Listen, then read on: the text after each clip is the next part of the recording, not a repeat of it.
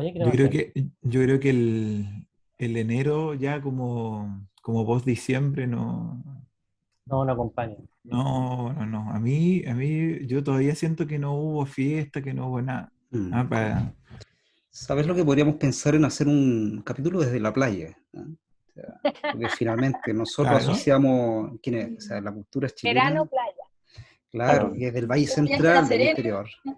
Ah, para cambiar un poco el ojo, escenario también. ojo, claro.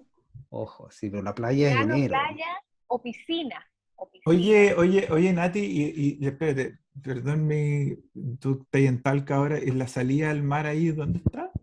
En Constitución. Ah, claro, Constitución Acá ya. están las playas de Constitución y Loca, que y sería luego. como salida desde Curicó. Y tenemos Puyehue y Curanipe, que es como salida a Cauquenes. Son Qué como las lindo, playas Pollehue. más Chanco. literales. Y el queso de Chanco Chanco. también. Qué Qué lindo Chanco. hermoso. Pollehue, Tienes weón. toda la razón. Chanco es otra de las Es muy playas bonita esa menos cosa. turísticas, pero Exacto. muy lindas. Qué hermoso. Ya vamos a Claro. estar compartiendo ahí un queso de Chanco. Chiquillos, vamos a la cortina, episodio número 19 de Subterra, y volvemos con todo con este episodio número 19. Y como mirar profundo hacia adentro es lo mismo que caminar hacia el mundo, comienza ahora un nuevo episodio de Proyecto Subterra. Un espacio de diálogo sobre historia y patrimonio local con una mirada descentrada. Por supuesto, con nuestros panelistas descentrados, Alex Ovalle, Natalia Urra, Francisco Betancourt y Víctor Brangier.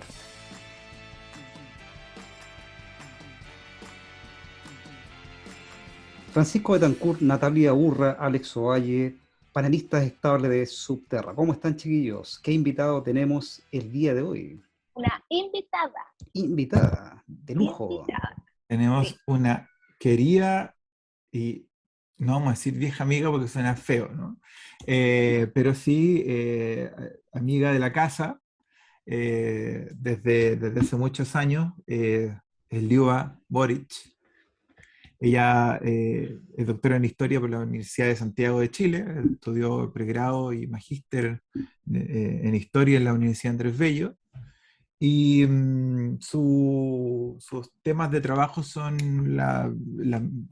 temas migratorios. Particularmente yo sé que ella trabaja la migración croata en Chile, sé que también trabaja en la zona sur, sobre todo la migración croata, que es donde fue mayoritaria, ¿no? Al menos eso es lo que yo he podido eh, rescatar, y me puse serio. ¿Cacharon? Oye, y otra Sí, cosa que ha hecho como... nuestra invitada, y que hemos conversado también en otros capítulos de Subterra, a propósito de dónde se va a buscar, digamos, los vestigios de la historia, y no siempre en los mismos lugares característicos. Alguna vez hablamos de archivos, hablamos con Patrick Pigmal de archivos en Osorno, y nuestra invitada, Liuba, no sé si después les puede contar más al respecto, también ha incursionado, ha hecho esfuerzos bastante notables respecto de un archivo de la inmigración croata. Bueno, te saludo, Liuba, en primer lugar, y que nos puedes decir Tanto al tiempo. respecto. Debería Hola, ir. chiquillos. Ustedes se conocían en la universidad. Cuéntenos un poquito de esa Sí. anécdota de haber sido compañero. Nosotros salimos juntos con Liuba Wow. Mira, oye, qué gusto volver de a pregrado. verles, aunque sea por este sistema, ¿cierto? Espero que, porque supe que anduvieron por ahí, me encontré con otra gran amiga, Ichel, y Ella supe no te que salud. anduvieron por la zona, ¿cierto? Biblioteca y archivo, así que a ver si nos topamos en Miraflores. Pero claro, con los chiquillos, bueno, Alex, debo decirlo que era una generación más arriba, Sí, no hay problema, no hay problema. y con Beta, esos percances que ocurren en la vida, yo me eché un ramo, de hecho lo comentaba con el profe Julio, justamente lo comentaba que me eché colonial el primer año, y en ese entonces no existían estas facilidades de las tutorías, ni que los cursos se repitieran durante el segundo semestre. Entonces me atrasé todo un año por este curso. Y claro, y ahí llegué a la generación del beta, y finalizamos juntos los estudios. Pero grandes recuerdos y mis mejores impresiones de la Universidad Andrés Bello, mi casa de formación. Cáchate que yo era ayudante y les hice ayudantía a estos chicos que están aquí abajo. En mis tiempos. En mis Sí. tiempos, sí. Porque nosotros éramos, claro, una generación más, creo que éramos como la primera o segunda generación. La de oro, Claro, ¿no? La mejor. claro. Algo así. No, O sea, los tesistas. Y era claro, un estábamos- joven de segundo año que no había leído ni un historiador. Sí, Todavía. Claro, en aquellos tiempos. linda época, ¿eh? Teníamos tantos sueños, tanta alegría, ¿no? Y bueno, ha Soñábamos pasado. con pulir el diamante, como decía Nicanor Parra. ¿Ah? Pero, Cuando era joven soñaba con pulir el diamante, dice el gran poeta. oye, pero ha andado bien la cosa, así que no nos podemos quejar. Sí, yo soy un hombre feliz, no estoy en guerra con nadie. Tú ahí estás Oye, grabando ahora, oye, nos está Luca, acompañando desde Punta Arenas, ¿no? Ahora. No, ojalá, pero no, mira, Vamos a Estar en de hecho, Santiago. la última vez que fui a Punta Arenas, Víctor, me tocó el estallido ya. Mm. Ah, el ya, 19. mira. Sí, Mira, porque estaba realizando la investigación del postdoc interno, porque hice el postdoctorado, pero el interno, en la USACH. En la USACH. Exacto. Y claro, el trabajo en terreno lo hice en Punta Arenas, estuve allá más o menos 2 semanas como la primera etapa, que ahí me cambió un poco bueno, un poco, bastante de temporalidad. Yo siempre revisaba las migraciones históricas en el periodo tradicional, ¿cierto? De las migraciones, fines del 19, primera mitad del 20, y dada la contingencia me cambié a pleno siglo XXI, entonces hice un estudio de la realidad de las mujeres migrantes en Luca, Magallanes. Antes de que continúes, yo te quiero hacer varias preguntas como un poco para que los oyentes o televidentes...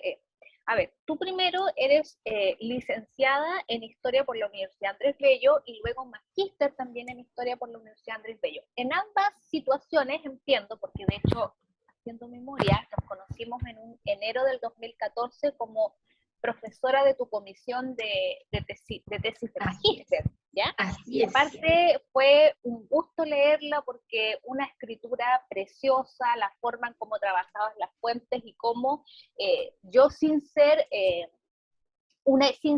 siendo una ignorante, perdón, en temas migratorios, me fascinó tu tesis. Entonces, para que las personas que nos escuchan sepan de que Liuba es especialista en migraciones y que sus primeros trabajos se enfocaron en el siglo XIX, pero que dada la contingencia, te cambiaste por temporalidad. Pero además, hay algo que dijiste que me gustaría que lo profundizaras mucho, porque dijiste, me enfoqué más en las mujeres migrantes de este siglo XXI tan especial. Entonces, detente ahí y explícanos más eso, por favor. Sí, tal cual, Natalia, nosotras nos conocimos en aquella defensa de tesis que, de magíster, que fue bastante ardua la cosa. Claro, lo que pasa es que en los procesos migratorios, por lo general, los enfoques son bastante tradicionales, y más aún desde nuestra disciplina, desde la historia. Por lo general se ve, ¿cierto?, esta inserción socioeconómica, esta movilidad que se da y se habla del aporte de los inmigrantes, básicamente europeos, ¿cierto?, para el periodo que estamos hablando, 1850 hasta 1940, por ahí. Pero son más que nada considerados, bueno, por las cifras, ¿cierto?, estadísticamente, un número, y más que nada se habla de esta migración masculina, que si es que hay mujeres por estos contratos que se realizan previamente en el Estado, con esta empresa de colonización, y la mujer viene como acompañante del hombre, si es que existe esta familia, ¿cierto? Eso es como la visión tradicional que se nos cuenta, pero al ir revisando documentos, uno se va encontrando con una cantidad bastante relevante de mujeres que no solamente son las acompañantes de, ¿cierto? Entonces, claro, ahí entre las distintas investigaciones llegué a esta inquietud, bueno, ¿qué hacemos con las mujeres que emigraron y que no están presentes dentro del relato histórico, que no se habla de las pioneras, por ejemplo, o no se habla de las precursoras, o la mujer británica en Valparaíso, la mujer alemana en Puerto Vara, ¿cierto? Entonces de ahí nació la inquietud de ir incorporando y visibilizando y en el fondo devolverle esta identidad a las mujeres como sujetos históricos y que tenían un rol bastante relevante. Así que por ahí comenzó todo y claro, después llegó entonces esto de la investigación del postdoctorado con las migraciones recientes, que son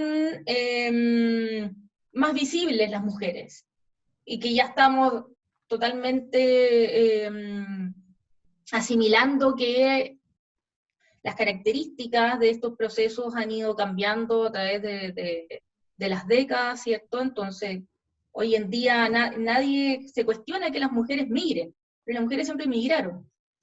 Tiene razón. Bueno, Liuba, claro, toca un punto muy sensible, porque cuando uno empieza a estudiar la historia de Magallanes, se da cuenta de un relato súper masculino, muy androcéntrico, ¿no? Muy épico también. Por cierto que tiene bastante de eso, es cierto, pero o sea, la formación de la Federación Obrera de Magallanes, la FOM, fue antes de la Federación Obrera de Chile.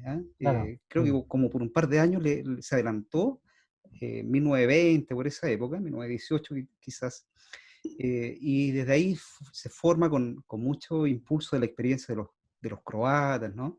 Y se forma un movimiento obrero, un movimiento estudiantil, también hay prensa, ¿no? Como una modernización que entra a una zona que había sido hasta el momento, en el siglo XIX, una cárcel, ¿no? Y luego las sociedades ganaderas, ¿no? Pero todo ese relato es muy masculino, como bien dices tú, y bueno, y tú ahí vas descubriendo que hay bastantes mujeres que vienen no solamente con un rol secundario, sino que vienen como protagonistas de esos viajes a quedarse, ¿no? A trabajar, ¿no? Agentes de su propio destino, ¿no? Y de repente, Liuba, tú saltas así como que el estallido social te jalona hacia el presente, ¿no? Y encuentras, parece algo parecido, cosa que a todos nos pasó igual, pues el estallido social remeció presentes, trabajos y pasados, y memorias, ¿no? Entonces... Yo creo que esa también es como el gran vínculo que nosotros desde la disciplina podemos hacer, ¿cierto? Que analizar en estos cortos, medianos y largos plazos, de acuerdo a las temporalidades, las continuidades y rupturas que hay. Entonces, si es que vemos lo que ocurría con las migraciones en el siglo XIX y cómo esto se va cambiando, transformando o mantiene ciertos parámetros, y lo que ocurre hoy en día, bueno, hay bastantes características similares y que la verdad es que no deberían llamar tanto la atención como siguen llamando, ¿cierto? Entonces, Sí. ese es como el análisis que también podemos hacer. Es que es bien interesante lo que ustedes están diciendo, porque en el fondo, claro, uno quizás, yo me pregunto, no sé, por qué pensar que esas migraciones de hace un siglo o más, no sé, son tan distintas a lo que hoy entendemos como migración. O sea, tenemos como una idea del migrante o del emigrante o inmigrante, no sé, ahora, que puede ser muy distinto en muy distintos países, que sea por muy distintas cosas, pero tenemos cierta idea, pero no tenemos la misma idea del mismo sujeto o sujeta del siglo XIX. Y ahí como que algo que es súper interesante que tú dijiste, Liuba, que un poco, o no sé si lo entendí bien, pero era como que tú igual estás cuestionando un poco este tema desde el punto de vista de la importancia del aporte, porque en el fondo las mujeres eh, anteriormente, digamos, o respecto de estos movimientos sociales, porque son movimientos sociales en el fondo, de gente que se mueve, qué sé yo, las mujeres no son tomadas en cuenta porque no son tomadas en cuenta como aporte, o sea, Movilidades, claro, movilidades. movilidades, ¿cachai? O sea, el hombre era el que hacía el aporte, los pioneros, o los que trabajaban, ¿no? El hombre era el que salía a trabajar, entonces estaba pensando que era como, es bien interesante esa, que no lo había pensado, esa, cómo cuestionar esa noción del aporte. Claro, lo que pasa ahí, Beta, es que es también la historia que nos enseña, ¿cierto? O sea, cuando nos hablan de migraciones en el currículum escolar, claro, nos van a hablar de la colonización alemana, la colonización británica en ciertas zonas, y a lo más, como les mencionaba, las mujeres van a estar dentro de este contrato de la empresa de colonización, y en el reparto de tierras, pero la mujer no tenía tampoco acceso ni derecho dentro de estos contratos. Ella no sumaba ni restaba. No, simplemente no existía en cuanto a los beneficios. Los hijos, incluso se hacía la diferencia en la cantidad de hectáreas que se entregaban en estos terrenos entre el hijo varón y la hija, ¿cierto? La hija mujer. Y en ese sentido la hija sí sumaba, pero sumaba menos que el hijo varón. Y la mujer, la pareja, la esposa, no sumaba porque simplemente, hablando ya netamente de productividad, era vista como que no era hábil, no poseía las destrezas básicamente para trabajar en la tierra, que eso era lo que se pretendía en aquel momento. Entonces, se le atribuían los roles más característicos de género, los parámetros para la época del siglo XIX y primeras décadas del siglo XX, ¿cierto? Dueña de casa y madre, cuidadora de los hijos, a cargo de la enseñanza, pero después, revisando la documentación, nos damos cuenta que no fue así, o no fue solamente así, porque esa era una arista, ¿cierto? Y seguramente ustedes también han visto algo similar, y bueno, Natalia ahí que incorpora en cierto la, el análisis de género en sus investigaciones, sabemos que hay bastante por reescribir. Sí. Oye, Liuba, yo te quiero hacer otra pregunta, porque, a ver, tú eres familia de migrantes. ¿Cómo se vive, por ejemplo, la conexión con los orígenes? Sabemos que en los 90, la antigua Yugoslavia, bueno, que sabemos que la Yugoslavia era una construcción más bien política, hubo una división, y ahí nuevamente los serbios, los croatas, los montenegrinos.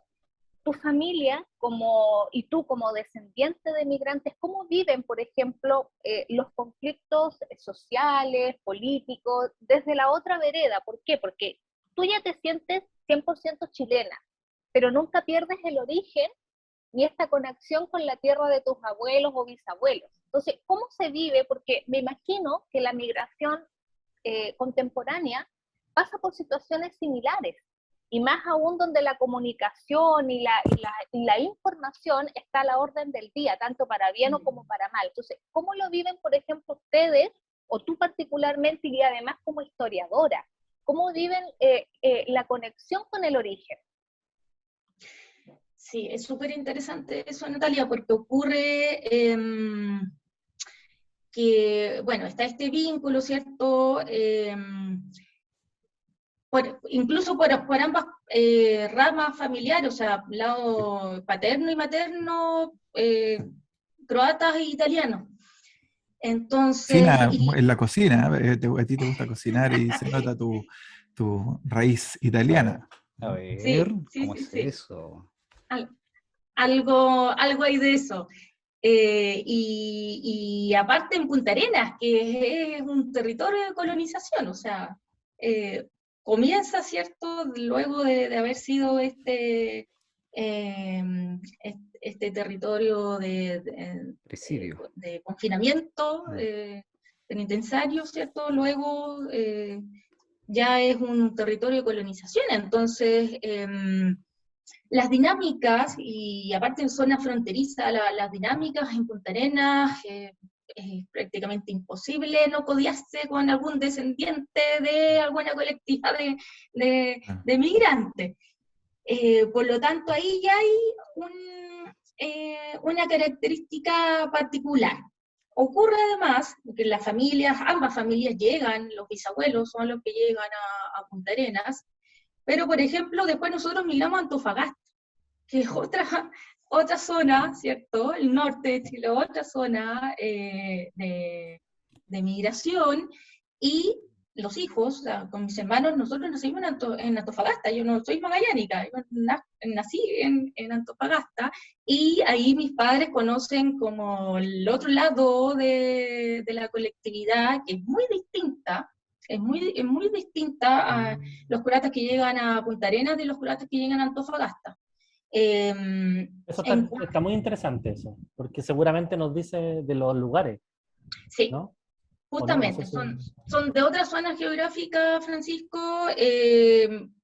Yo creo que han escuchado, ¿cierto?, la isla de Brač, que siempre se menciona, que el 90% de los croatas arribaron desde la isla de Brač, pero los que llegan al norte principalmente son del continente y de las grandes ciudades. Por lo tanto, también tienen mayor preparación, mayor educación. Asimismo, uno que otro viene con ahorros, con capital a invertir al norte de Chile. Entonces ahí tenemos diferencias, incluso después lo que mencionaba Natalia de los conflictos en épocas de conflictos bélicos y el nacionalismo, ¿cierto? Hay distintas ramas, los que están a favor de este eslavismo y los que hablan de la independencia. Y en el fondo de terminar con este yugo del imperio austrohúngaro, porque en ese momento, ¿cierto?, el siglo XIX y comienzo del siglo XX, se habla de austriacos, porque eran súbditos del imperio austrohúngaro. Entonces están los que quieren seguir con esta denominación y están los que quieren esta libertad.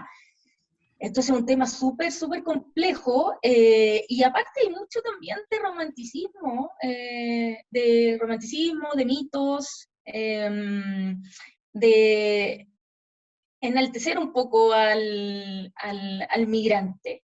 Y claro, está lógicamente la parte del esfuerzo, las complicaciones de toda persona que tiene que emigrar, y sobre todo, pensemos, ¿cierto?, en contextos de guerra.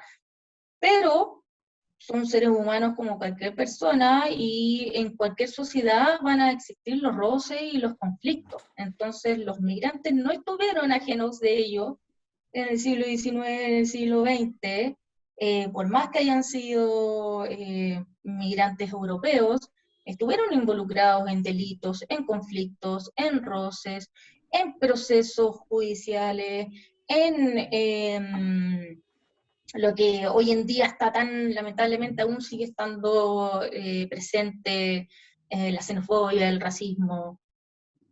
Eso Hay estuvo. hay un gran croata que estuvo en Chile justo un poquito antes de que se separara, ¿no?, la Yugoslavia, que salió campeón con un equipo de fútbol en Chile, el gran Mirko Josic, ¿no? Que fue entrenador de Colo-Colo en 1991.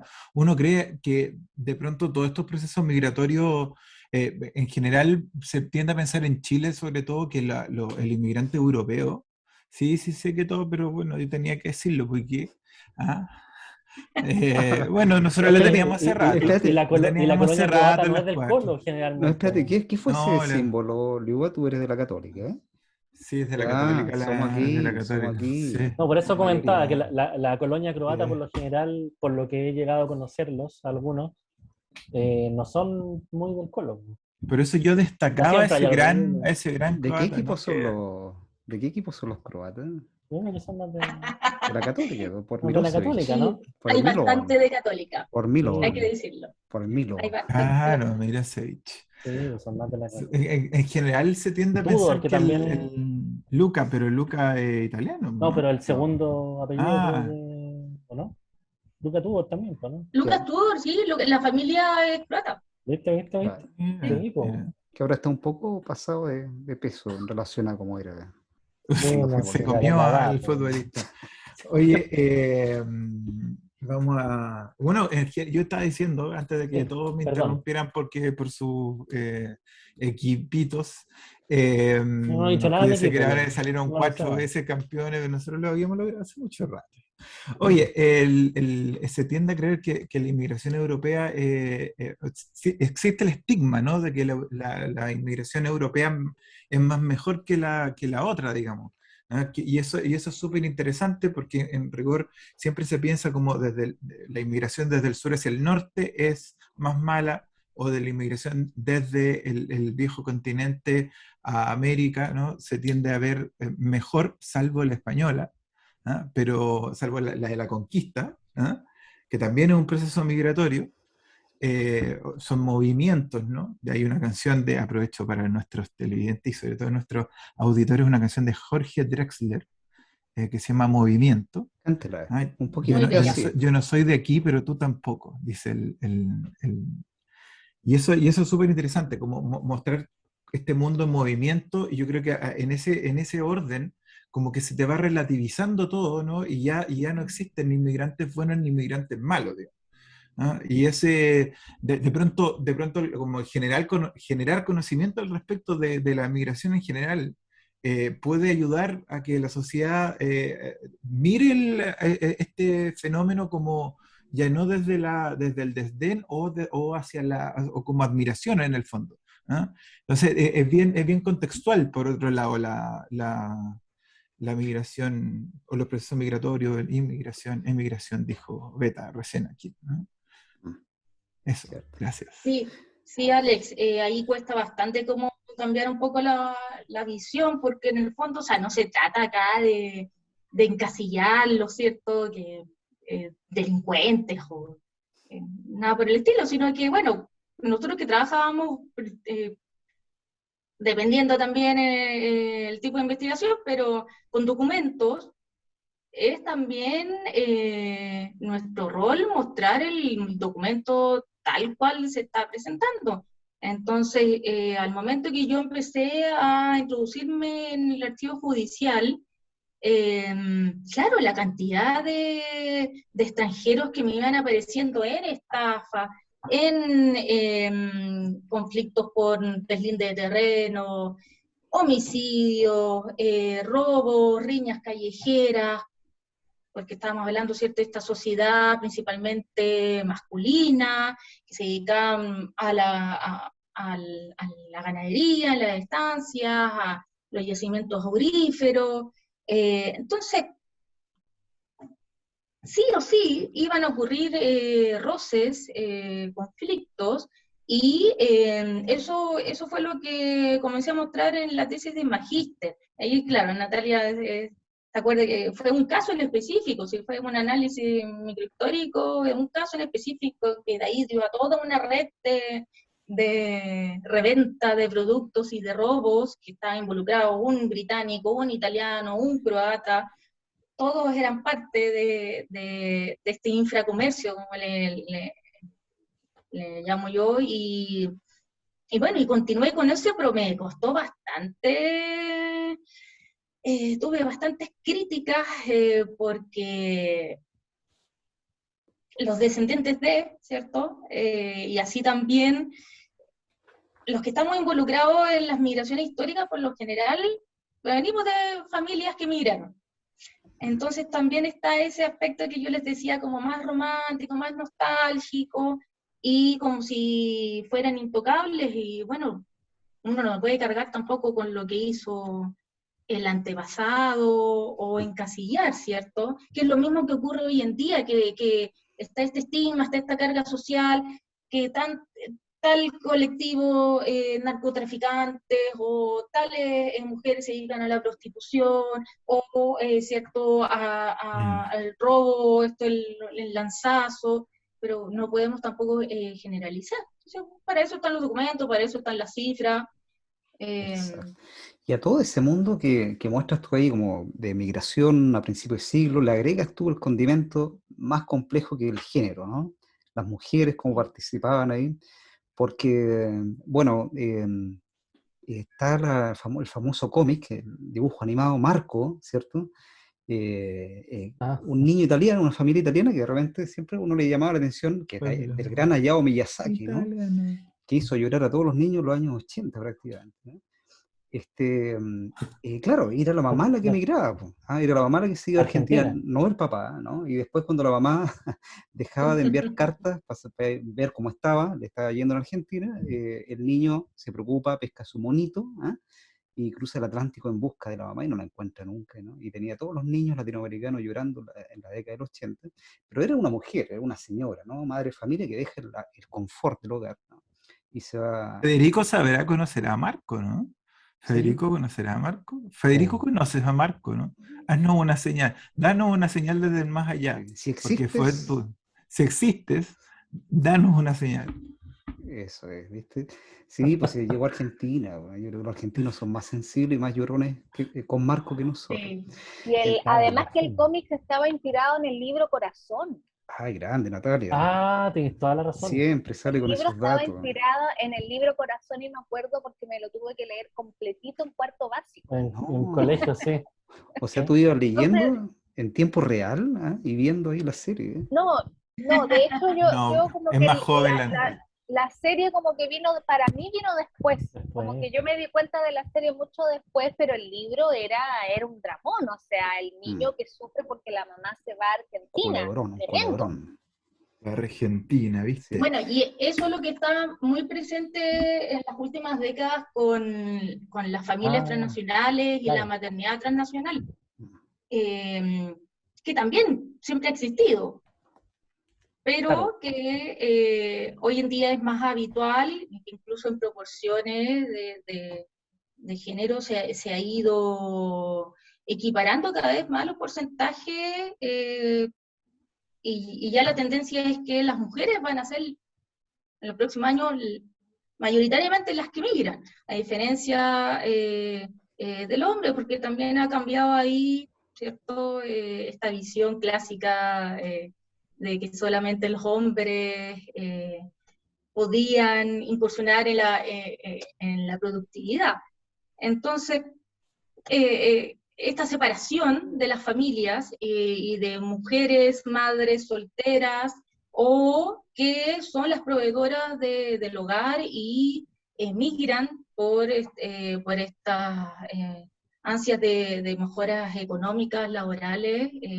Bueno, creo yo que por lo menos en nuestro país, más o menos, una vez que retornamos a la democracia, el ejemplo ya más clásico es la migración peruana, que de repente se nos olvida la migración peruana, ¿cierto? La primera, porque ya los 90. han pasado 3 décadas, y se nos olvida que en algún momento también fue bastante conflictiva en cuanto a la recepción, a los prejuicios, ¿cierto?, a estos mismos conflictos. Hoy en día nadie cuestionaría a la colectividad peruana y todos estamos más que agradecidos, ¿cierto?, por el aporte cultural, gastronómico, culinario. La ají de gallina. Y que contratan a chilenos, pues ya se volvieron... Hemos saltado. Exactamente, contratan a chilenos, sí. de hecho, Víctor, la colectividad peruana, claro, porque ahí de a poco, ¿cierto?, lograron ir aumentando en cuanto a su economía y a los negocios, hay grandes empresarios y ellos hoy en día, por ejemplo, muchos son dueños de los CITES donde viven otros migrantes que, bueno, ese es un temón, el tema de la vivienda, que incluso esta semana salió, ¿cierto?, un reportaje bastante Desolador. sí, de qué es lo que está pasando con la crisis humanitaria que estamos viviendo en el norte, ¿cierto? Y que bueno, y ahí volvemos a las familias, porque los patrones nos han mantenido cambiando y ahora son las familias las que están migrando y estamos viendo unas características que antes no las veíamos y que, por ejemplo, están migrando personas ya de la tercera, cuarta edad, están migrando mujeres embarazadas, están migrando las mujeres con los bebés de meses, incluso personas muy, muy mayores con problemas de desplazamiento o con graves enfermedades. Liuba, bueno, a propósito de lo que dice Francisco al principio, que es súper potente en realidad, de que claro, uno se sorprende con lo maravilloso que aparecen las fuentes judiciales, por ejemplo, de los casos que hay a principios de siglo, por ejemplo, y con las barbaridades que estamos viendo ahora en las noticias con la migración. Tenemos un capítulo especial nosotros ya de migración, ¿ah? Y verás cómo quieren en Chile, ¿ah? En Subterra. No recuerdo el número. Eso lo levantamos entre nosotros. Lo pueden ver aquí, ojalá que ahora sí. Vamos a revisarlo. Por ahí, por allá. Pero también, pese a eso, hay, como dice Francisco, ciertas continuidades, ¿ah? O sea, cosas que se repiten, ¿ah? Entonces, a principios de siglo, la migración que se dio en Punta Arenas y en otros lados de Chile, también tenía gente mayor que migraba, ¿no? O personas con discapacidades, ¿no? O con enfermedades, o niños, ¿no? Y debió haber sido bastante difícil porque no había un Estado, ¿no? Digamos que lo albergara, o no había una sensibilidad como... O sea, no estaban los derechos humanos, o sea, no existían todavía como categoría abstracta, ni menos con instituciones que los resguardaran, ¿ah? Eso ocurre recién después de la Segunda Guerra Mundial. Estamos en un mundo pre-derecho humano. Una vez un profesor me decía que estamos en la segunda mitad del siglo XX, la más cruel de la historia, ¿no? Porque existen los derechos humanos y siguen pasando las mismas cosas que habían antes, ¿no? De la Declaración de los Derechos Humanos. Entonces, tenemos esas migraciones con esas continuidades, pero hoy día nos espanta todo este escenario que tú bien dices, Liuba, ¿no? Con gente de la tercera edad, enfermos, digamos, niños, que están en una situación de recepción súper complicada. Claro, lo que ocurre es que en el fines del 19, estas colectividades comenzaron a tener una red muy, muy potente en cuanto a la colaboración entre ellos mismos. También con las otras colectividades, pero principalmente de forma endogámica entre los miembros de la misma colectividad por medio de las sociedades de beneficencia y de socorro mutuo. Entonces, esa era una de las formas en que se podían asistir, con el pago de medicamentos, con el pago de la asistencia del médico, haciéndose cargo del funeral, ¿cierto?, del entierro, y en contextos también bélicos ocurrió lo mismo, de cómo se organizaron, ¿cierto?, para enviar colaboración, remesas de dinero hacia los afectados y las víctimas de la guerra, tanto en la Primera Guerra Mundial como en la Segunda Guerra Mundial. Hoy en día esas instituciones, si bien no son estas sociedades de beneficencia, aunque algunas se mantienen, sí siguen operando muy fuerte. O sea, acá las redes son fundamentales en los procesos migratorios. Entonces, las distintas colectividades, venezolanos, peruanos, colombianos, dominicanos, tienen sus propias organizaciones e instituciones, ONG también, ¿cierto? O equipos de fútbol, Sí, también. sí, participan, Claro. sí, los equipos de fútbol, claro, como Palestino, ¿cierto? O incluso que han sido parte de, por estas ligas de fútbol, que hay muchos clubes también de jóvenes venezolanos, jóvenes haitianos, que incluso han salido campeones. Eso está presente. Y ahí nuevamente las mujeres tienen un rol fundamental, porque dentro de estas directivas o de quienes comandan las organizaciones, casi siempre está en manos de mujeres. O sea, dentro de la red es fundamental el rol de la mujer. Yo ahí me quería detener, porque tú has redundado mucho con el tema de la mujer respecto a la migración, pero ¿cómo lo vives tú, por ejemplo? Yo entiendo que las mujeres somos como custodias de las tradiciones, como que siempre estamos preservando la tradición. En tu caso, por ejemplo, ¿cómo lo vivías tú con tu abuela, con tu mamá, tú misma? Alex, por ejemplo, nos decía, a ti te gusta mucho cocinar, que es algo como que preserva esta idea muy, muy italiana, muy de la cocina. ¿Qué otras tradiciones, por ejemplo, muy típicas o comunes en tu familia y que son resguardadas o custodiadas por las mujeres nos puedes comentar? Sí, bueno, hay una tradición familiar que hace un tiempo se cumplió, que es muy de la época de los estudios de Francisco y de Alex, cuando estaban vinculados netamente a los procesos en la colonia, de mi amiga Andrea Armijo también, con respecto a la dote. Resulta que las mujeres en Croacia tienen de tradición los tejidos y los bordados. Siempre están muy vinculadas a los bordados y realizan estos cubrecamas, sábanas, colchas, tapices, con figuras geométricas y con bastantes coloridos. Y resulta que la bisnona, yo les digo, ahí hay algo anecdótico entre medio que les cuento, que yo les digo nonos a mis abuelos croatas. Resulta que de la zona geográfica de donde provienen había mucho vínculo con Italia, y de hecho Italia, ¿cierto?, en algún momento también dominó ciertas zonas de lo que hoy en día conocemos por Croacia. Por lo tanto se mezclan muchas culturas, muchas pautas culturales, muchas dinámicas, y entre ellos también el idioma. Entonces, mis abuelos croatas, que para mí son mis nonos, perdón, ellos son hijos de croatas, no son nacidos en Croacia, los bisabuelos son los croatas. Cuando no querían que los menores se enteraran de lo que se estaba conversando, que eran temas de adultos, antes existían esas jerarquías, ¿cierto?, en las familias, hablaban en croata o en italiano. Y yo a mis abuelos maternos no los conocí.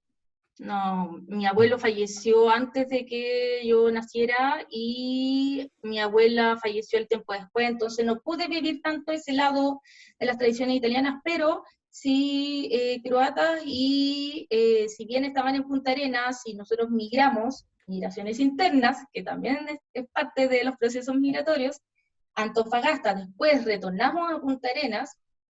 Y después hay ahí un episodio que nos marca también como familia, que yo digo que fue una especie de autoexilio. Nos tenemos que ir y nos vamos a Santiago. No pude compartir de forma constante con los abuelos, pero sí estaba presente lo de la cocina, todas las hijas y las nietas heredamos el recetario, el cuaderno de recetas, de estos típicos antiguos con hojas amarillas, ¿cierto?, escrito a mano, de mi abuela, y que ahí se mezclan muchas tradiciones que son alemanas, austriacas, incluso rusas, ¿cierto? Hay una mezcla ahí de recetas. Y lo que les contaba de esta dote, que la bisabuela, fue heredándose de generación en generación, para la primera mujer que se casara heredaba esta colcha tejida a mano por ella. Entonces, fue pasando a mi abuela, después pasó, creo que, a una tía, y después pasó a mí, porque era la primera nieta que se casaba por la iglesia, porque la religión católica para los croatas es muy, muy presente. Así que estaban todos esos Tradición. ritos, sí. Las Y tradiciones. bueno, y una que otra tradición por ejemplo, el Adviento, las canciones, los bailes. Yo recuerdo que uno de los primeros disfraces que tuve para el colegio fue el traje croata, que había sido bordado por una tía abuela. Había sido cosido, confeccionado y bordado por una tía abuela. Y en estudios que hemos realizado con instituciones croatas, y ahí viene lo que comentaba Beta al principio del archivo, claro, ocurre que el Estado de Croacia, el gobierno, tiene un área cultural muy potente hacia el exterior, porque estos países pequeños de Europa están muy interesados en la diáspora que ellos mencionan, y que retornen los jóvenes, porque son países que ya están con población muy envejecida. Entonces quieren reforzar estos vínculos y financian proyectos de instituciones croatas en el exterior. Por ejemplo, yo no puedo participar como particular, tengo que ser parte de una institución, tener el patrocinio de esta institución, y se hacen distintos tipos de proyectos. Entonces, con el Círculo de Profesionales Croatas y con la Cámara de Comercio Croata, en Chile hemos hecho estudios, tanto del archivo, tenemos un archivo de la inmigración croata en Chile, y de ahí les voy a pasar el link, digamos, para que lo revisen, porque está muy, muy bonito, y además, El bueno, fondo en estos documental de tiempos de Subterra. pandemia. Para el fondo documental de Subterra, que Claro, se está ahí formando. queda archivado ahí. Sí, Exacto, va a quedar porque disponible. la fuente, ¿cierto? El acceso a la fuente, sabemos que ha estado muy, muy complicado, y qué mejor que democratizar entonces el acceso y que esto sea libre para todos. Y se realizó una encuesta y un estudio de identidad croata, y cómo los croatas vivían entonces este vínculo y este apego hacia Croacia. Mira, hubo de todo, desde personas que tienen la nacionalidad, que manejan el idioma, que han viajado, que tienen familia y que viajan cada vez que pueden viajar, conocen las tradiciones, son parte de las instituciones, así como hay otros que no saben absolutamente nada, pero sí tienen el interés, porque hay familias que no saben de sus orígenes, nunca preguntaron, ya los mayores fallecieron, están interesados pero no saben por dónde comenzar. Entonces ahí también hay interés, y hay otros que están algo confundidos por esto que comentamos. Bueno, yo escuché que en algún momento me decían austriaco, después me decían yugoslavo, después pasé a ser croata, no tengo clara finalmente cuál es mi identidad, a qué pertenezco finalmente, ¿cierto? Entonces La gran ahí... pregunta del millón, ¿no? ¿De ¿A dónde, dónde pertenece? de dónde ven? Claro. Oye, es bien Oye, interesante esto además por otra cosa, que es una información que salió hoy día, de la encuesta Bicentenario 2021 UC, donde se preguntan un montón de cuestiones y está muy enfocado a contencer de lo que está pasando ahora actualmente políticamente. Pero hay algunas preguntas sobre historia, y se denota desde el año 2017, que ya venía bajando, una baja muy importante entre los chilenos respecto de su valoración positiva de la historia de Chile.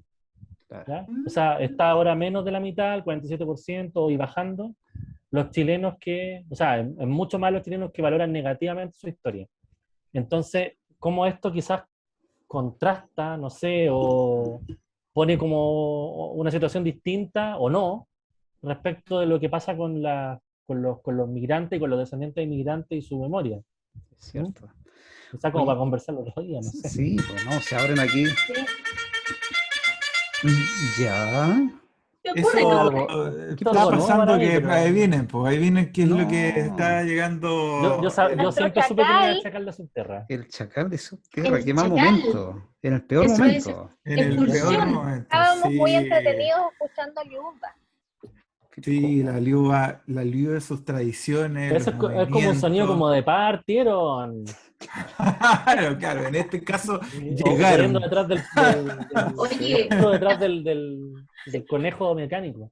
Sí, es como la música que le falta justamente a los aviones del actual gobierno, que aún nos queda un par de meses, de los vuelos que salen Sí. con, lamentablemente con los migrantes No. expulsados. Upa, Oye, sí. oye, Liuba, ¿sabéis qué? A propósito de las tradiciones, nosotros tenemos aquí una pequeña tradición, que es que nuestro invitado, en tu caso,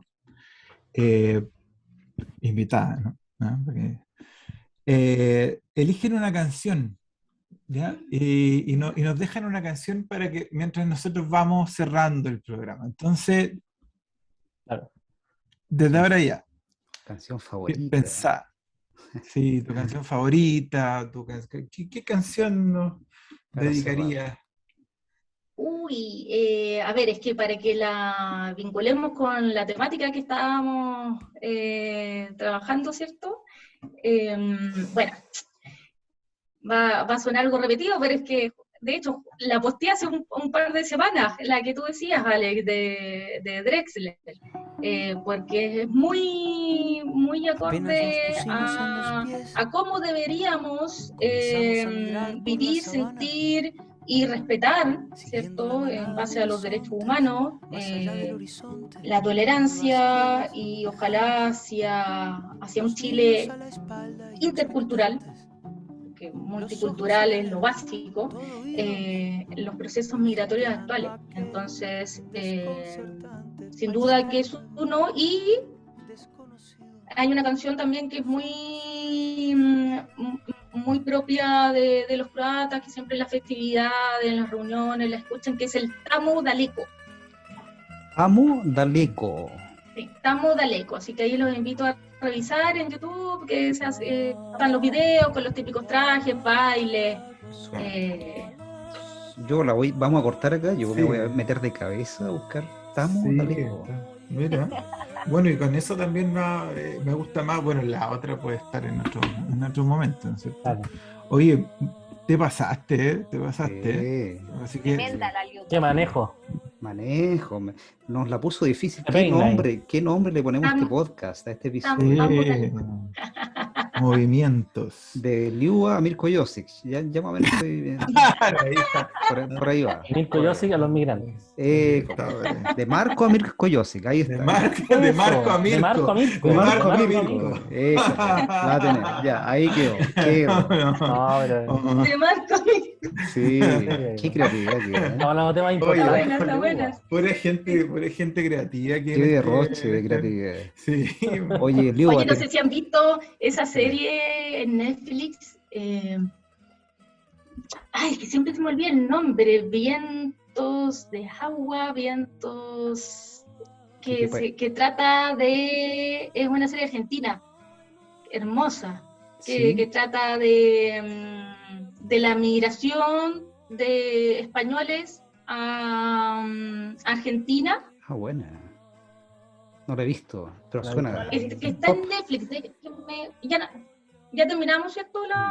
No, estamos no. al aire, estamos en vivo, pero estamos Ah, perdón. tomando nota. Estamos tomando nota para ver la serie. ¿Ah? Sí. Rebobino. Dale. No, es que los dejo invitados a verla, pero soy pésima con los nombres de las series, películas.